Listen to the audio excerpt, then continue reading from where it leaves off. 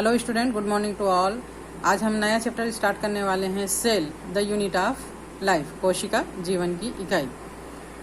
अगर हम अपने चारों ओर नज़र डालें तो हमको बहुत सारी चीज़ें दिखाई देती है। इनमें से कुछ सजीव होती हैं और कुछ निर्जीव होती है।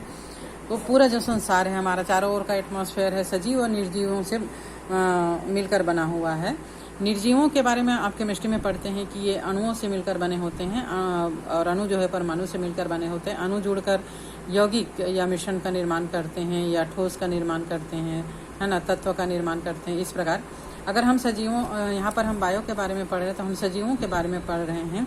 सजीव, प्रत्येक सजीव या प्रत्येक जीव जो है वो कोशिका या कोशिकाओं से समूह से मिलकर बने होते हैं। वर्गीकरण के अध्याय में हमने पढ़ा था कि जो प्रोटोजोआंस हैं वो एक कोश की होते हैं, जैसे अमीबा, पैरामीशियम वगैरह। और इसके बाद एक कोशिका जब विभाजित होती है और अलग ना होकर उसी जीव के साथ जुड़ी रह जाती है, तब यह जीव बहुकोश की बन जाता है। धीरे धीरे बहुकोश की जीवों में कार्यों के लिए श्रम विभाजन का निर्माण हो जाता है, यानी अलग अलग अंग जो है वो अलग अलग कार्यों को करने लगते हैं, और इस प्रकार विकसित बहुकोश की जीव का निर्माण हो जाता है। अगर जीव सजीव होते हैं और निर्जीव जीव नहीं हो सकते, तो अब यहाँ पर प्रश्न का उत्तर ये है कि जीवन की आधारभूत इकाई जीव कोशिका की उपस्थिति अथवा अनुपस्थिति है।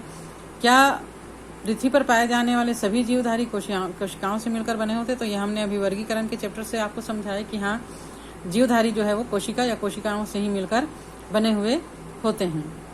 तो लेकिन हर एक कोशिका के अंदर, चाहे वो एक कोश की जीव हो चाहे बहुकोश की जीव हो, उसमें जैविक सारी क्रियाएं जैसे श्वसन, पाचन, उत्सर्जन, रिप्रोडक्शन सभी होता है। इसीलिए एक कोश की जीव जैसे अमीबा, पैरामीशियम वगैरह में एक कोशिका के अंदर ही जीवन की सारी क्रियाएं होती हैं, जबकि बहुकोश की जीवों में न केवल उनके अंगों में बल्कि प्रत्येक कोशिका में भी सारी जैविक क्रियाएं होती है, और अंग जो है वो विशिष्ट प्रकार के कार्यों को करने के लिए विशिष्टीकृत होते हैं।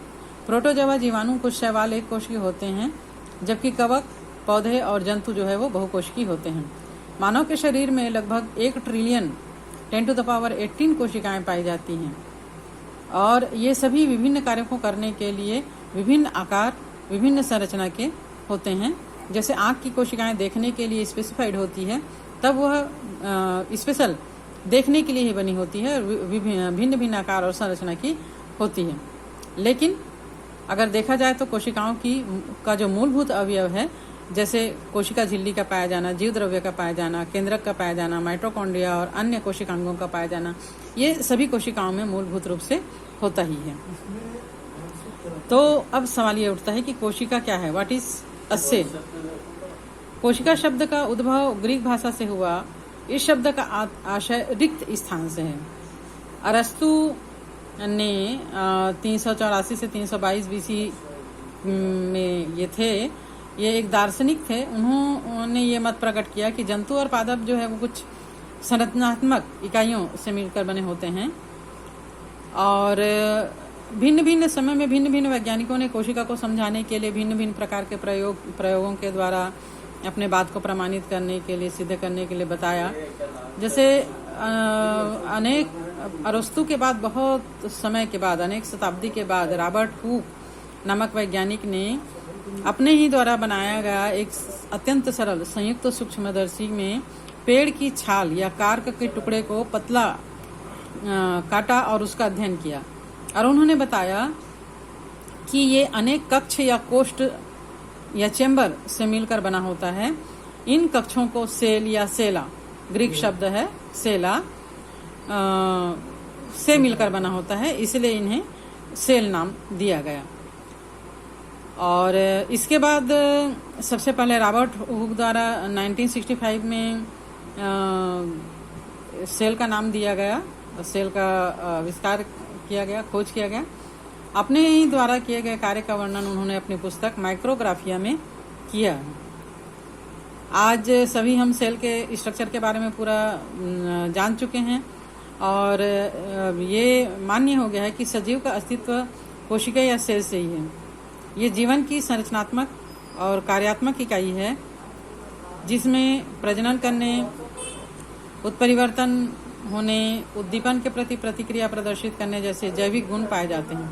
साथ ही इसमें उस जीव के आकारिकी, भौतिकी, कारिकी, जैव रासायनिक, अनुवांशिक और परिवर्धनीय लक्षण भी विद्यमान रहते हैं, उपस्थित होते हैं, जिससे ये संबंधित हैं।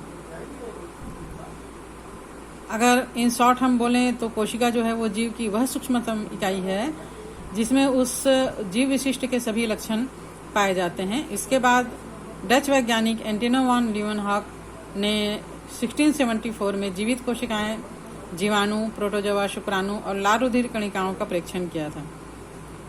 रॉबर्ट ब्राउन 1831 में आर्किड पादपों की जड़ों की कोशिकाओं में केंद्रक या न्यूक्लियस की खोज की। कोटी ने 1772 में जीव द्रव्य की खोज की। इसके बाद केंद्रक सहित जीव द्रव्य को कोशिका कहा जाने लगा।